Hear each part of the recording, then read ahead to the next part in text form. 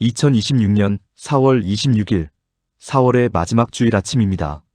3927 TV 주일 예배를 찾아주신 모든 분께 하나님의 극진하신 사랑과 하나님의 한량없는 은혜와 하나님의 무한하신 능력이 언제나 차고 넘치길 우리 주 예수 그리스도의 이름으로 축복합니다. 다 같이 묵도하심으로 오늘의 예배를 시작하겠습니다.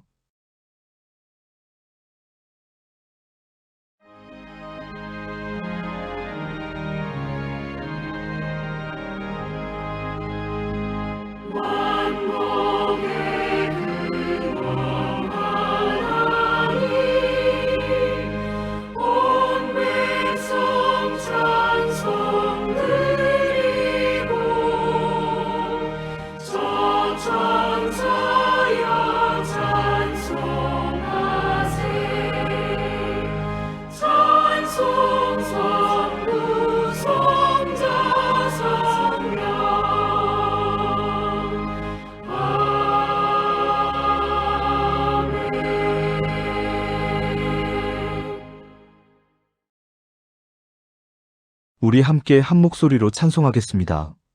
함께 부르실 찬송은 찬송가 37장 주 예수 이름 높이어입니다.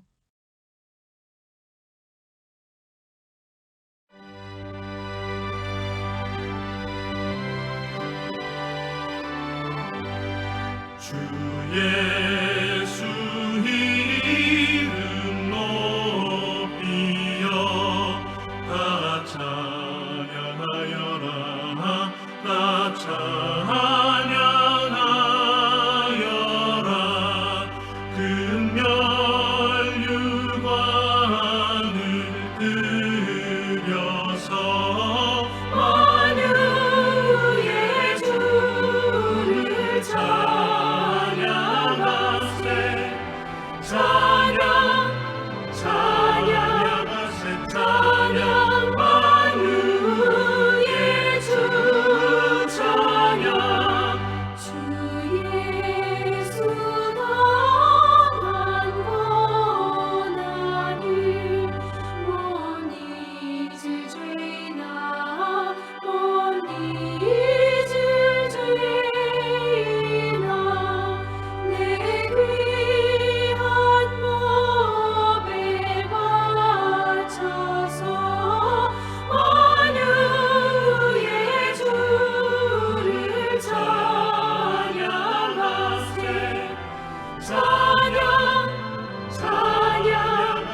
찬양 만유의 주 찬양 이 지구 위에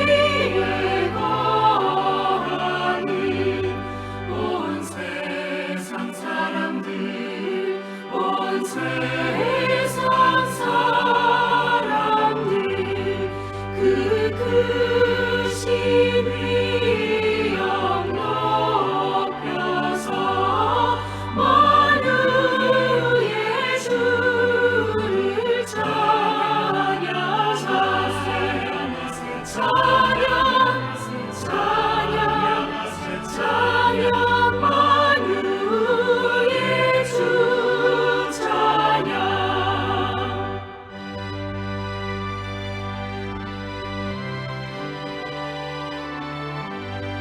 주 믿는 성도 다 함께 주 앞에 엎드려 주 앞에 엎드려 무궁한 노래 불러서 만유의 주를 찬양하세 찬양 만유의 주 찬양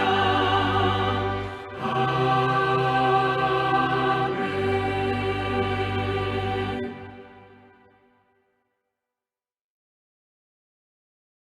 다 같이 머리 숙여 기도하겠습니다.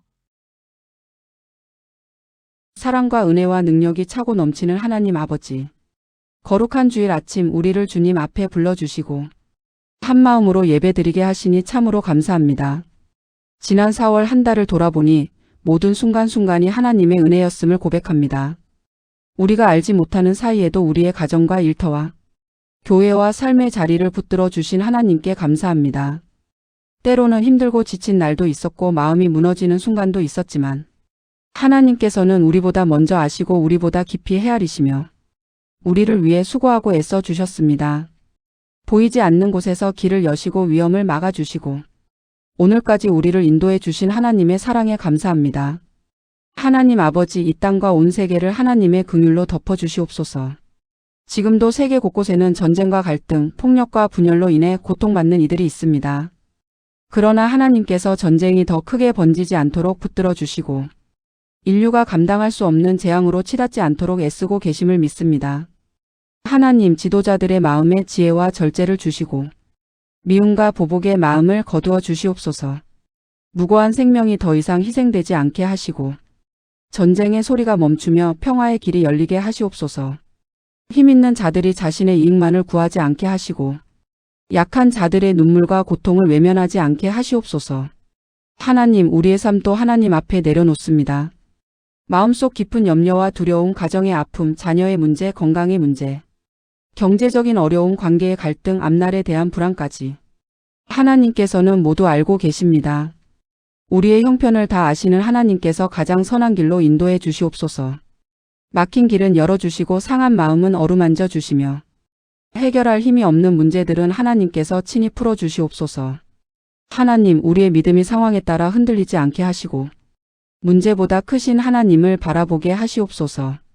원망보다 감사가 앞서게 하시고 두려움보다 기도가 먼저 나오게 하시며 낙심보다 소망을 붙들게 하시옵소서.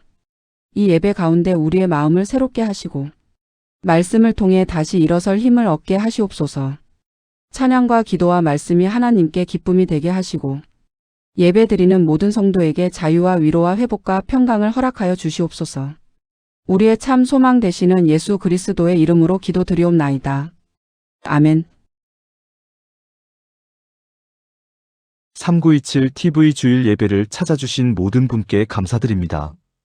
오늘도 하나님의 은혜 안에서 함께 예배드리고 이렇게 교제의 시간을 갖게 하신 하나님께 감사드립니다. 어느덧 4월의 마지막 주일을 맞이했습니다. 한 달이라는 시간이 참 빠르게 지나갔습니다. 각자의 삶의 자리에서, 가정에서, 일터에서, 교회 안팎에서 묵묵히 수고하신 모든 분께 진심으로 감사와 격려의 마음을 전합니다. 4월 한 달 동안 우리 모두에게 크고 작은 일들이 있었을 겁니다. 기쁜 일도 있었고, 마음이 무거운 순간도 있었고, 때로는 몸과 마음이 지치는 일도 있었을 것입니다.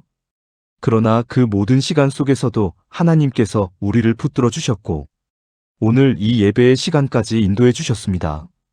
이 모든 것이 하나님의 은혜라고 믿습니다. 이제 우리는 5월을 맞이하게 됩니다. 5월은 계절적으로도 참 아름다운 달입니다.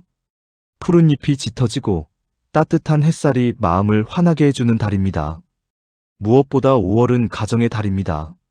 어린이날, 어버이날, 스승의 날 등 우리가 사랑하는 사람들을 다시 생각하게 되는 소중한 시간이 이어집니다.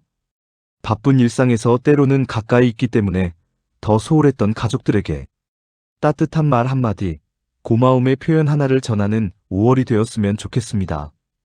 부모님께는 감사의 마음을, 자녀들에게는 따뜻한 격려를, 배우자와 형제자매에게는 사랑과 이해를 나누는 복된 시간이 되시길 바랍니다.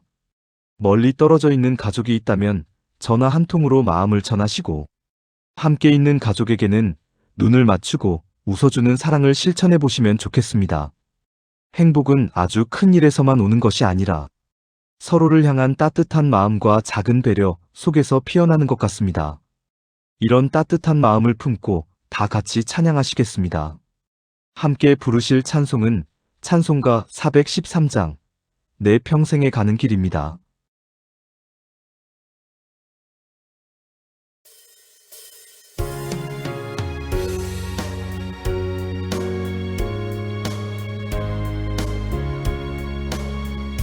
내 평생에 가는 길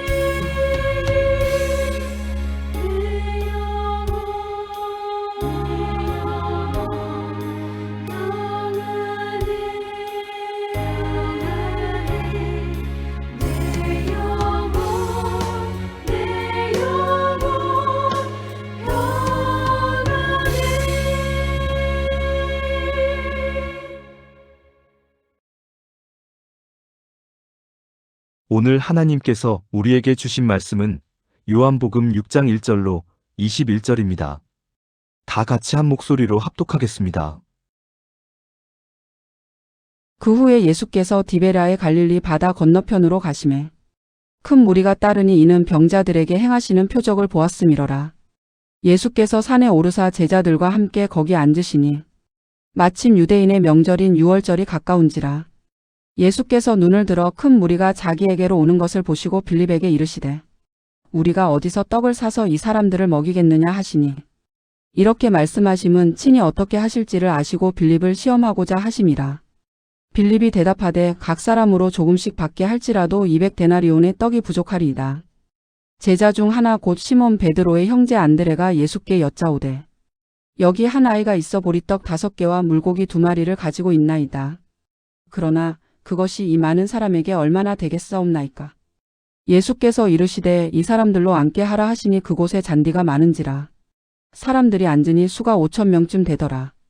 예수께서 떡을 가져 축사하신 후에 앉아있는 자들에게 나눠주시고 물고기도 그렇게 그들의 원대로 주시니라. 그들이 배부른 후에 예수께서 제자들에게 이르시되 남은 조각을 거두고 버리는 것이 없게 하라 하시므로 이에 거두니 보리떡 5개로 먹고 남은 조각이 12바구니에 찼더라. 그 사람들이 예수께서 행하신 이 표적을 보고 말하되 이는 참으로 세상에 오실 그 선지자라 하더라. 그러므로 예수께서 그들이 와서 자기를 억지로 붙들어 임금으로 삼으려는 줄 아시고 다시 혼자 산으로 떠나가시니라. 저물매 제자들이 바다에 내려가서 배를 타고 바다를 건너 가버나움으로 가는데 이미 어두웠고 예수는 아직 그들에게 오시지 아니하셨더니 큰 바람이 불어 파도가 일어나더라. 제자들이 노를 저어 심혈이쯤 가다가 예수께서 바다 위로 걸어 배에 가까이 오심을 보고 두려워하거늘 이르시되 내니 두려워하지 말라 하신대. 이에 기뻐서 배로 영접하니 배는 곧 그들이 가려던 땅에 이르렀더라. 아멘. 앞선 3번의 설교에서 요한복음 5장의 내용을 살펴보았습니다. 은혜의 집, 자비의 집, 인애의 집이라는 의미의 베데스다 연못가에는 실제로는 경쟁의 원리, 행위의 원리, 보상의 원리만이 가득했습니다. 다시 말해 오로지 죄의 원리만이 가득한 베데스다 연못가에서 예수님께서 38회 동안 중병을 앓고 있는 병자를 오직 사랑과 은혜의 마음으로 아무런 조건 없이 고쳐주시는 모습을 살펴볼 수 있었습니다. 그러나 유대교 지도자들은 이런 예수님을 아주 마땅치 않게 생각했습니다. 그래서 예수님께서 안식일 규례를 어겼다는 것과 예수님께서 자신을 하나님의 아들이라고 말씀하시며 하나님의 이름을 사칭했다는 것을 빌미로 삼아 예수님을 죽이고자 마음먹었습니다. 이에 대해 예수님께서는 자신의 모든 말과 모든 행동은 오직 자신의 아버지인 하나님을 근거로 해서 이루어지는 것으로서 세례 요한의 증언과 예수님 자신이 행해 보인 이적과 성경의 기록들이 그 증거들이라고 말씀하셨습니다.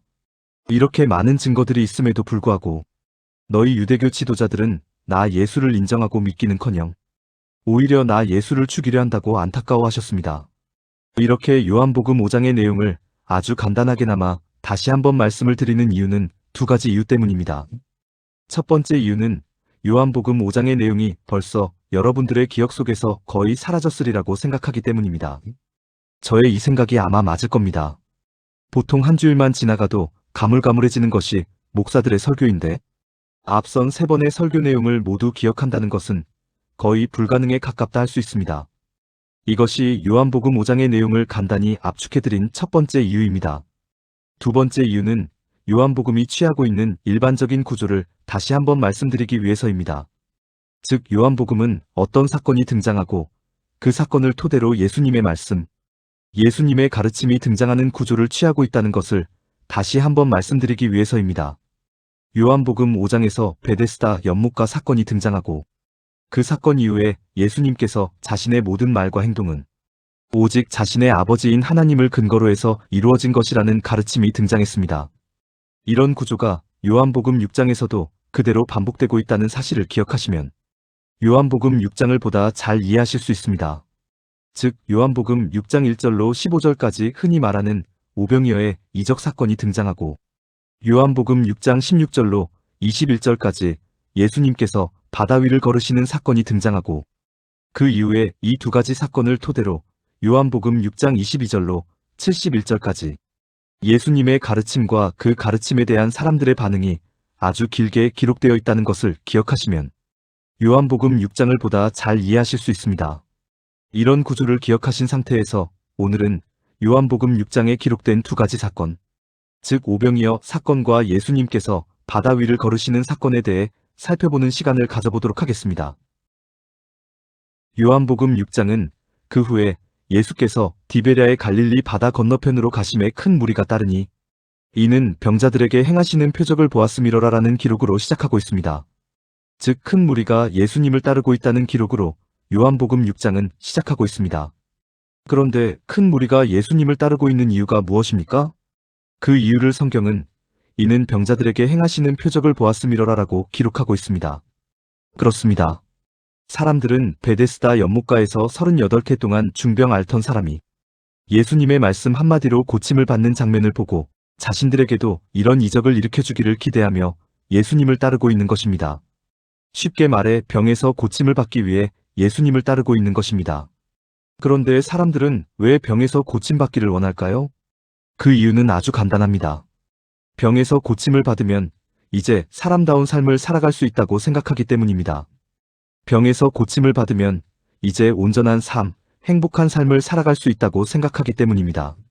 앞을 보지 못하는 사람은 눈을 뜨면, 말을 하지 못하는 사람은 말을 하면, 걷지 못하는 사람은 걷게 되면, 나병 걸린 사람, 중풍 걸린 사람은 병에서 벗어나면, 그때부터 비로소 사람다운 삶, 온전한 삶, 행복한 삶을 살아갈 수 있다고 생각하기 때문입니다.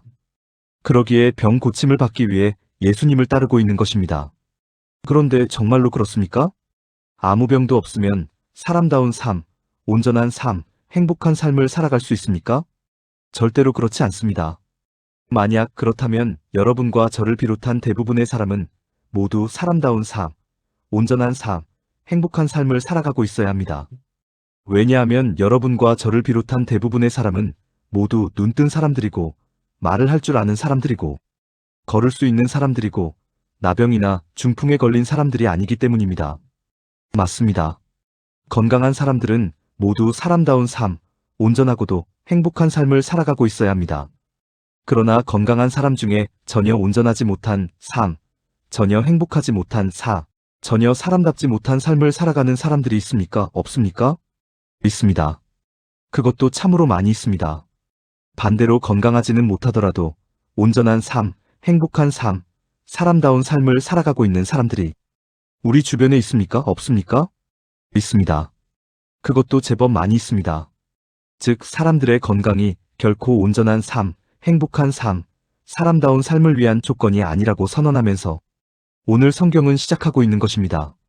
실제로 건강한지, 실제로 건강하지 않은지가 문제가 아니라 건강하면 사람다운 삶, 온전한 삶, 행복한 삶을 살아갈 수 있다고 생각하는 사람들의 연약한 사고방식이 문제이고 건강하지 않으면 사람답지 못한 삶, 불완전하고 불행한 삶을 살아갈 수밖에 없다고 생각하는 사람들의 연약한 사고방식이 문제라는 것을 알려주면서 오늘 본문은 시작합니다. 즉 오늘 본문은 사람들이 가지고 있는 사고방식의 한계, 사람들이 가지고 있는 인식체계의 한계에 관한 내용이 되는 것입니다. 이것을 기억하시고 지금부터 사람들의 한계가 어떤 것인지 차근차근 살펴보도록 하겠습니다. 병 고침을 받으면 온전한 삶, 행복한 삶, 사람다운 삶을 살아갈 수 있다고 생각하는 사람들의 무리가 예수님을 따르고 있습니다. 그런데 그 무리가 어떤 무리입니까? 당장의 저녁 한 끼도 스스로 해결할 수 없는 문제를 지닌 무리입니다. 누군가 양식을 제공해주지 않으면 밤새도록 굶을 수밖에 없는 문제를 지닌 무리입니다. 여러분께 여쭈어 보겠습니다. 지금 예수님을 따르고 있는 사람들은 병 고침을 받고자 하는 병자들입니다. 그런데 이 병자들을 고쳐준다고 해서 이 사람들이 가지고 있는 양식의 문제가 해결되겠습니까? 해결되지 않겠습니까? 해결되지 않습니다. 전혀 해결되지 않습니다. 한 가지 문제가 해결되면 또 다른 문제가 찾아오는 것이 사람들이 살아가는 세상의 일반적인 모습입니다. 그런데도 이 사람들은 병만 나으면 사람다운 삶, 온전한 삶, 행복한 삶을 살아갈 수 있다고 생각합니다. 당장의 양식 문제도 해결하지 못하면서 병만 나으면 만사형통한 삶이 보장된다고 생각합니다. 사람들이 가지고 있는 사고방식의 한계를 볼 수 있습니다. 사람들의 사고방식이 얼마나 단순한지, 사람들의 사고방식이 얼마나 보잘것없는지 볼 수 있습니다. 여하튼 예수님은 이들의 병보다도 당장 저녁 한 끼라도 제대로 먹이는 것이 급하다고 생각하셨고, 우선 그들의 먹는 문제부터 해결해 주시기로 작정하셨습니다. 그래서 제자 중에 한 사람인 빌립에게 요한복음 6장 5절, 우리가 어디서 떡을 사서 이 사람들을 먹이겠느냐라고 묻습니다. 그런데 이 질문이 떡을 어디에서 구할 수 있는지, 진짜로 빌립에게 물어보시는 질문일까요? 그렇지 않을까요? 그렇지 않습니다. 수천 명도 더 되는 사람들을 일시에 먹일 수 있는 떡을 당장 구하는 것은 불가능하다는 것을 예수님도 당연히 알고 계십니다. 그렇다면 예수님은 왜 빌립에게 우리가 어디서 떡을 사서 이 사람들을 먹이겠느냐라고 물어보셨을까요? 예수님께서 빌립에게 물으신 이유가 바로 나옵니다. 그 이유가 요한복음 6장 6절, 친히 어떻게 하실지를 아시고 빌립을 시험하고자 하심이라라는 이유입니다.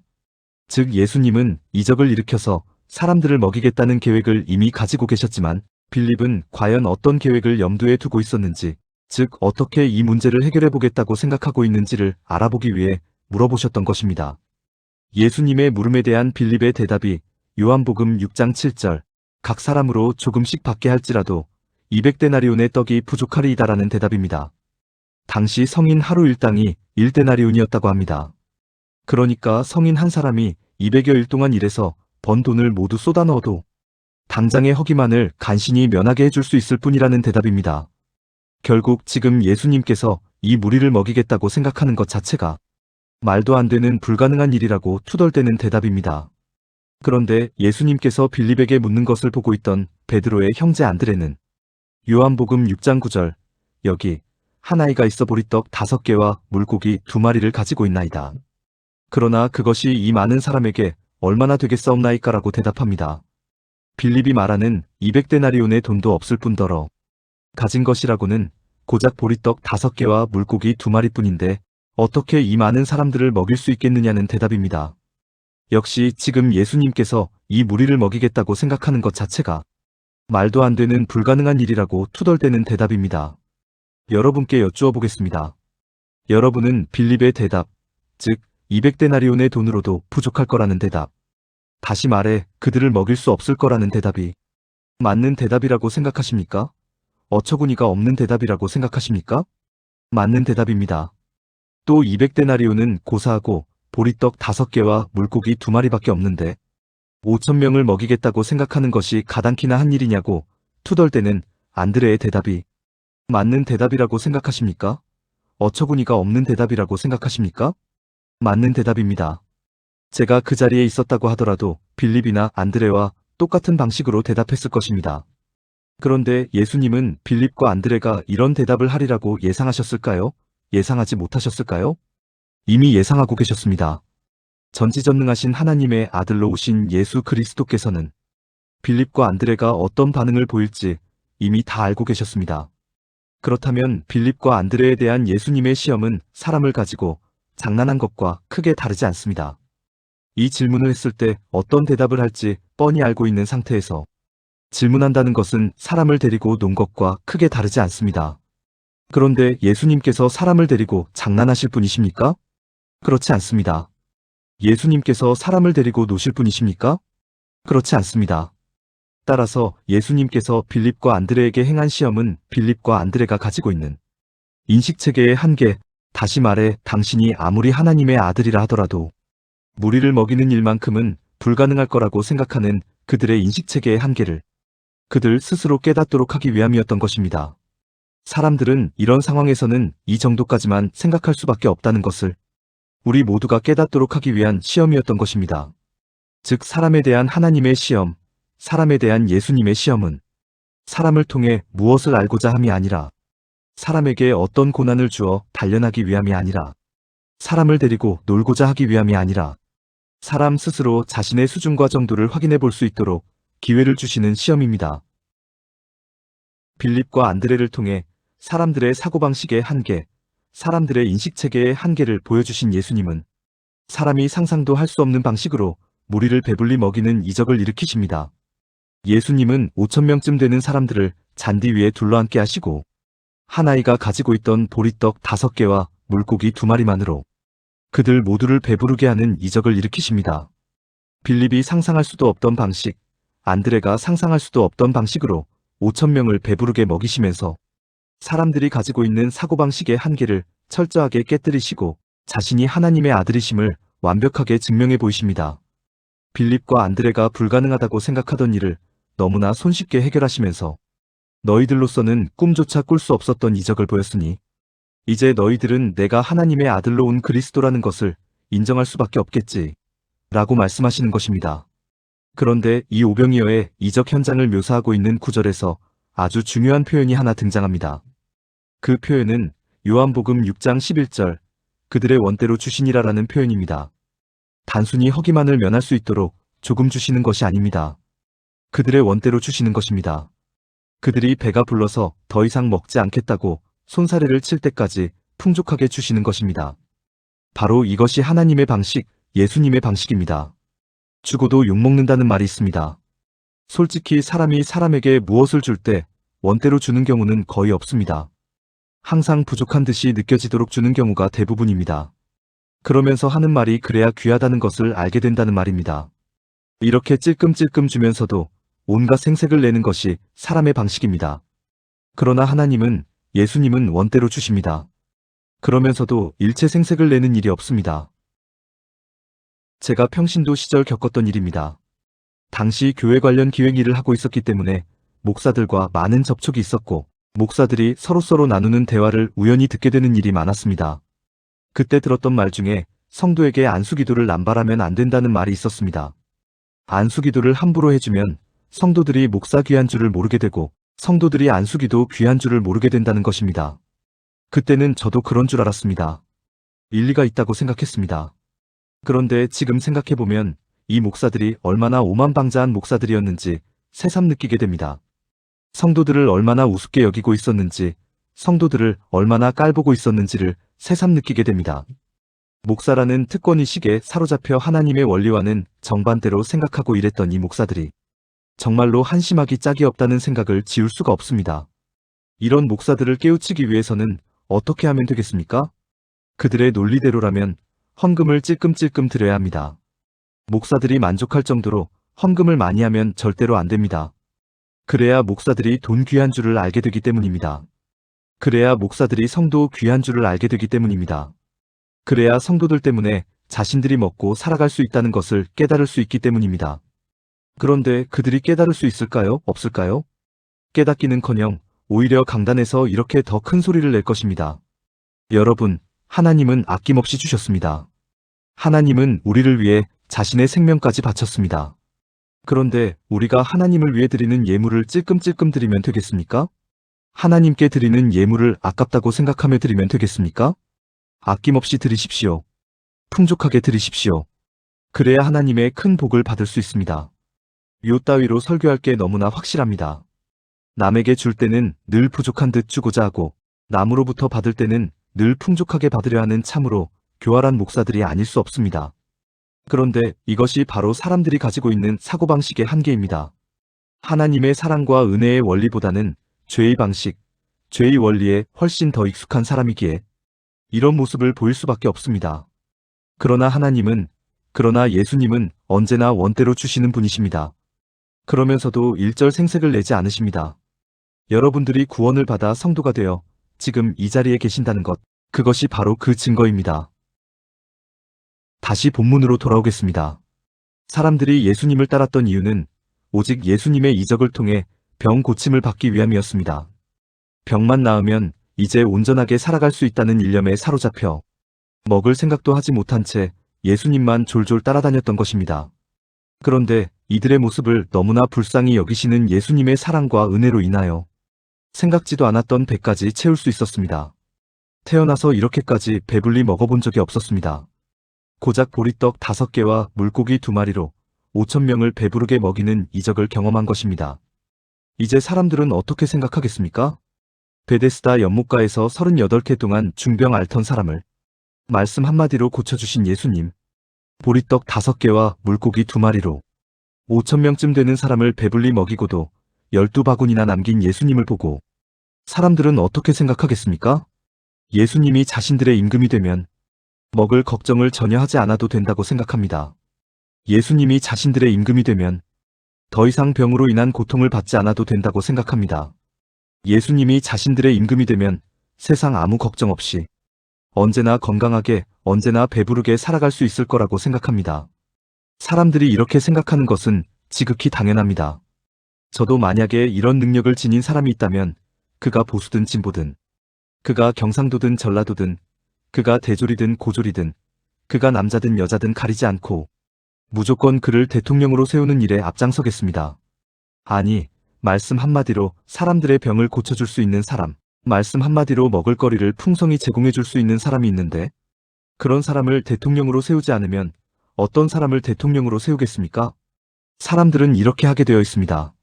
이런 일이 2000년 전 오병이어의 이적이 일어났던 현장에서 실제로 일어난 것입니다. 그러나 예수님은 사람들의 생각을 미리 아시고 사람들을 피하십니다. 그 내용이 요한복음 6장 16절, 그러므로 예수께서 그들이 와서 자기를 억지로 붙들어 임금으로 삼으려는 줄 아시고 다시 혼자 산으로 떠나가시니라라는 내용입니다. 여러분께 여쭈어 보겠습니다. 여러분들은 예수님의 이 행동이 이해가 가십니까? 저는 가지 않습니다. 예수님은 분명 병 고치는 능력과 먹을거리를 만들어내는 능력이 있습니다. 이런 예수님을 사람들은 임금으로 삼고 싶어 합니다. 그러면 임금이 되면 얼마나 좋습니까? 임금이 되어 백성들을 배불리 먹이고 임금이 되어 백성들을 건강하게 만들면 얼마나 좋습니까? 그러나 예수님은 떠나버립니다. 왜 떠나시는 것일까요? 사람들은 먹을 문제를 해결해줄 임금, 병으로부터 자유롭게 해줄 임금을 원하지만 예수님은 그것만으로 결코 사람들이 온전해질 수 없고 그것만으로 결코 사람들이 행복해질 수 없고 그것만으로 결코 사람들이 사람다운 삶을 살아갈 수 없다는 것을 아시기 때문입니다. 한 가지 문제가 해결되면 또 다른 문제가 찾아오는 것이 사람들이 살아가는 세상의 이치입니다. 그래서 예수님은 사람의 상황과 형편과 처지를 개선해 주시는 데에 목적을 두지 않습니다. 일시적으로는 조금 나아질지 모르나 그 효과는 얼마 가지 않아 금방 사라지기 때문입니다. 이것을 너무나 잘 아시는 예수님은 사람들이 가지고 있는 가장 근원적인 문제, 다시 말해 사람이 온전하게 살아가지 못하고 행복하게 살아가지 못하고 사람답게 살아가지 못하도록 만드는 문제, 즉 죄의 문제를 해결해 주시기 위해 자리를 피하시는 것입니다. 그런데 재미있는 것은 이렇게 자리를 피하신 이후 예수님의 행동입니다. 그 내용이 요한복음 6장 16절로 21절에 기록된 내용으로 예수님께서 바다 위를 걸으신 사건입니다. 예수님은 오병이어 이적으로 많은 사람들을 배불리 먹이신 후에 즉시 제자들을 재촉해서 배를 타고 다른 마을로 이동하게 했습니다. 그리고 예수님은 따로 육지에 계시다가 늦은 밤 바다 위를 홀로 걸어서 힘겹게 노를 젓고 있는 제자들에게 다가갔습니다. 당연히 제자들은 놀랄 수밖에 없습니다. 제자들은 바다 위를 걸어오시는 예수님을 귀신이나 유령이라고 생각하지 않을 수 없습니다. 그때 예수님께서는 내니 두려워하지 말라라고 말씀하시며 제자들을 안심시킵니다. 예수님께서 왜 이런 일을 벌이셨을까요? 무슨 이유로 제자들을 서둘러서 다른 곳으로 이동하게 했고 홀로 바다 위를 걸으시며 제자들을 놀라게 하셨을까요? 우리는 이 사건 직전에 오병이어 이적이 있었다는 것을 반드시 기억해야 합니다. 오병이어 사건에서 사람들의 관심은 온통 제자들에게 쏠려 있었습니다.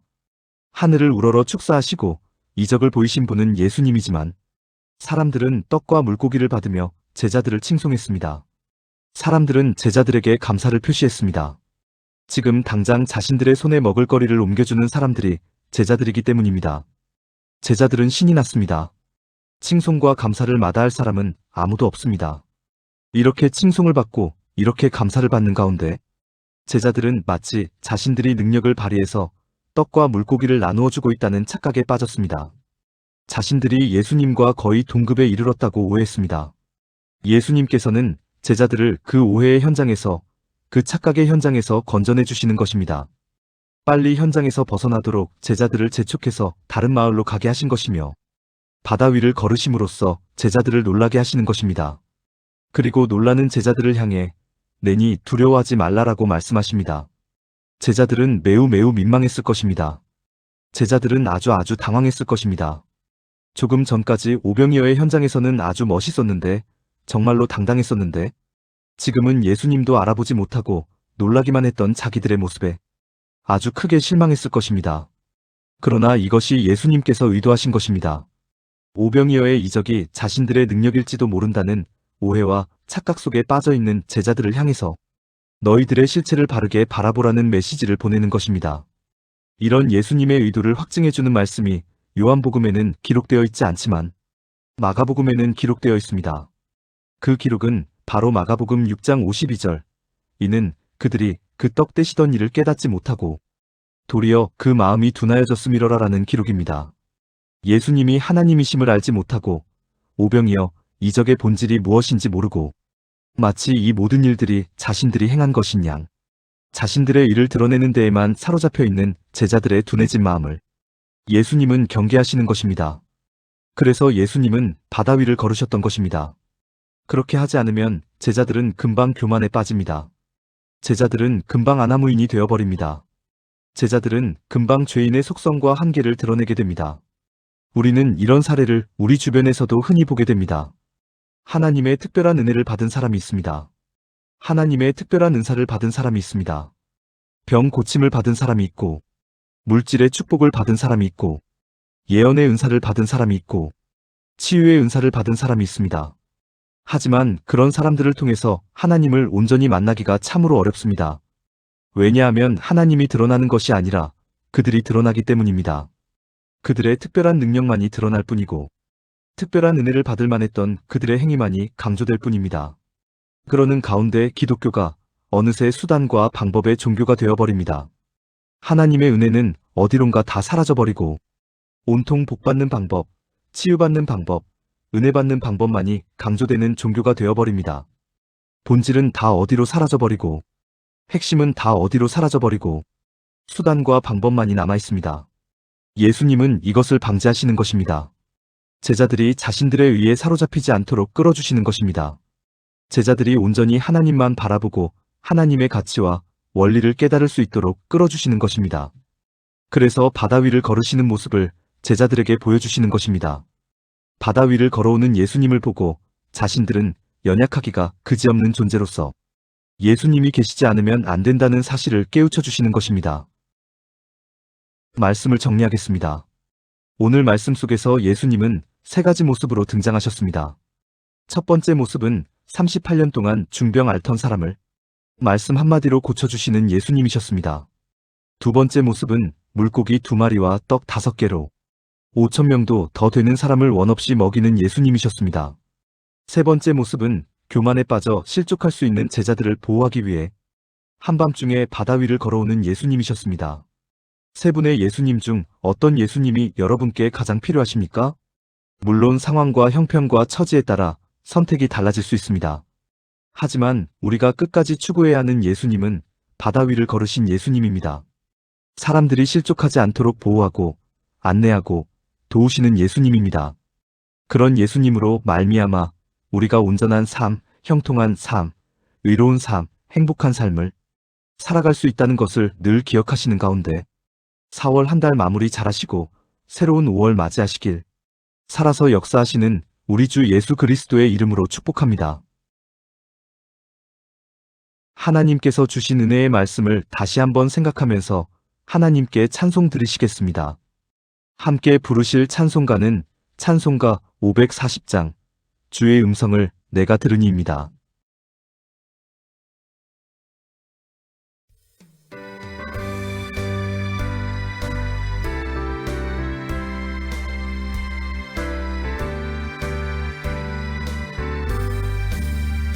주의 음성을 내가 들으니 사랑한단 말일세. 빛난 마음으로 주께 가오니 나를 영접하소서. 내가 매일 십자가 앞에 더 가까이 가오니 구세주의 흘린 보배비로소 나를 정케 하소서. 주여 넓으신 은혜 베푸사 나를 받아 이루시고 나의 품은 뜻 주의 뜻같이 되게 하여 주소서.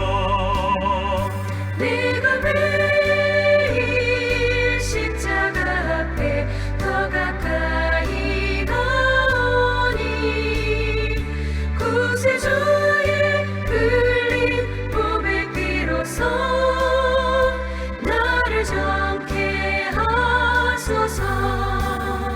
주의 보좌로 나아갈 때에 어찌하니 기쁠까.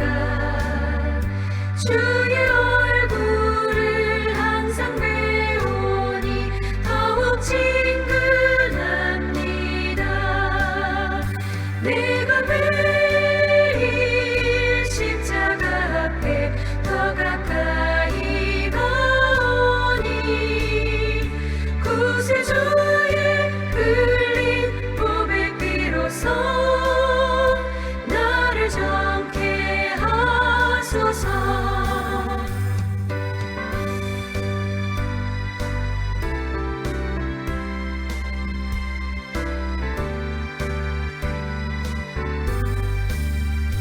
우리 구주의 넓은 사랑을 증량할 자 없으며 주가 주시는 참된 기쁨도 헤아릴 수 없도다. 내가 매일 십자가 앞에 더 가까이 가오니 구세주의 흘린 몸의 피로써 나를 정케 하소서. 아멘.